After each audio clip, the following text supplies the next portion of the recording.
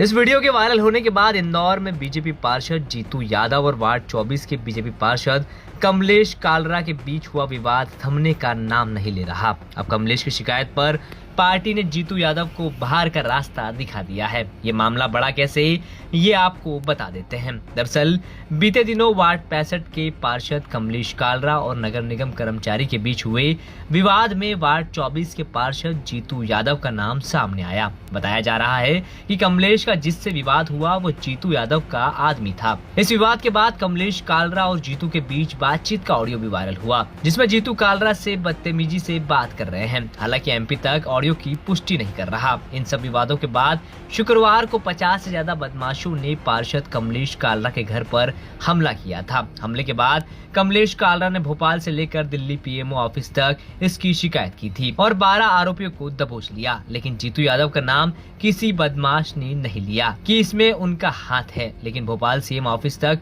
कमलेश कालरा की शिकायत को सीएम ने भी गंभीरता से लिया। हालांकि कमलेश के घर पर हमले के पीछे जीतू का नाम बदमाशों ने नहीं लिया, लेकिन फिर भी बात भोपाल और दिल्ली तक पहुंच चुकी थी। इसलिए पुलिस ने जीतू यादव की कुंडली खंगालना शुरू कर दी, जिसमें मालूम हुआ कि महज 11 साल की उम्र में जीतू ने परदेसी पूरा इलाके में घर में घुसकर चाकूबाजी की घटना को अंजाम दिया था। उस पर 2010 में बाउंड ओवर की कार्रवाई भी की गई थी।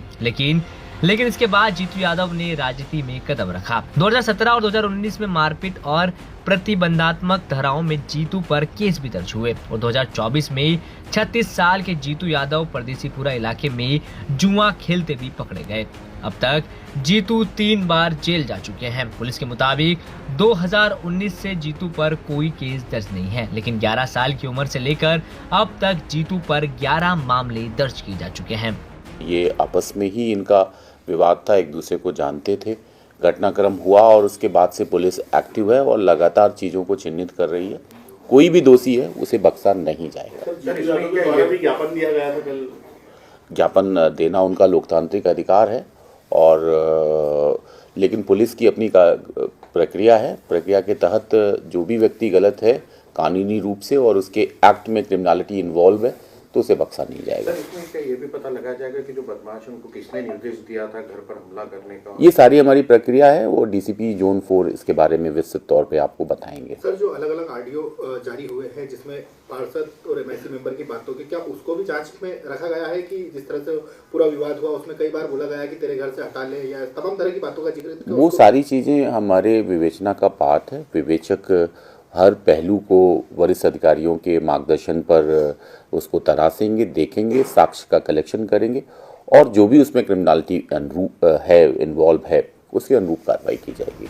इधर जीतू पर यादव समाज भी भड़का हुआ है, क्योंकि जीतू अपने नाम के आगे यादव लगाते हैं। कहा जा रहा है कि जीतू जाटव है और यादव सरनेम लगाते हैं। यादव समाज से आने वाले कांग्रेस नेता राकेश यादव ने सीएम को इसको लेकर पत्र लिखा है। उनका कहना है कि यादव समाज इससे बदनाम हो रहा है।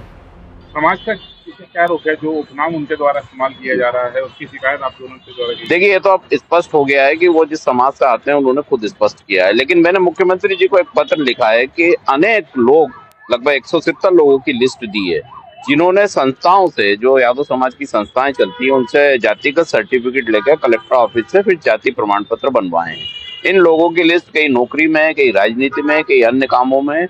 मुख्यमंत्री को सबूतों सहित शिकायत की गई है। इन पे एफआईआर दर्ज होना चाहिए, उन संस्थाओं पे भी एफआईआर दर्ज होना चाहिए, क्योंकि जब से मुख्यमंत्री यादव समाज के बने आप देखते हैं हर गली मोहल्ले में 3 घर छोड़ के यादव सरनेम मिल जाएगा। वो यादव है या नहीं वो पता करना बहुत जरूरी है, क्योंकि पूरा समाज बदनाम होता है।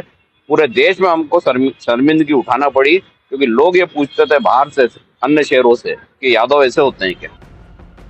बता दें कि पिछले 15 दिनों से विवाद और गर्मा गया, जब वार्ड 65 के पार्षद कमलेश कालरा और नगर निगम कर्मचारी के बीच विवाद में वार्ड 24 के पार्षद जीतू यादव का नाम सामने आया। विवाद के बाद वायरल हुए ऑडियो और 50 से ज्यादा बदमाशों के कालरा के घर पर हमले ने मामले को और पेचीदा बना दिया। कालरा के बेटे को नग्न कर वीडियो बनाया गया। कालरा ने आरोप लगाया कि हमला जीतू यादव ने कराया है। जूनी इंदौर पुलिस ने सीसीटीवी फुटेज के आधार पर 12 बदमाशों की पहचान की, जिसमें से केवल 8 को ही अभी तक गिरफ्तार किया गया है। वहीं पार्टी ने एक्शन लेते हुए जीतू को 6 साल के लिए पार्टी से निष्कासित कर दिया है। हंगामा टाइम्स की तमाम खबरों को देखने के लिए हंगामा टाइम्स को सब्सक्राइब कर लीजिए और बेल आइकन दबा लीजिए। अगर आपको ये वीडियो अच्छा लगा हो तो लाइक बटन प्रेस कर अपनी प्रतिक्रिया हमारे कमेंट बॉक्स में देना मत भूलें।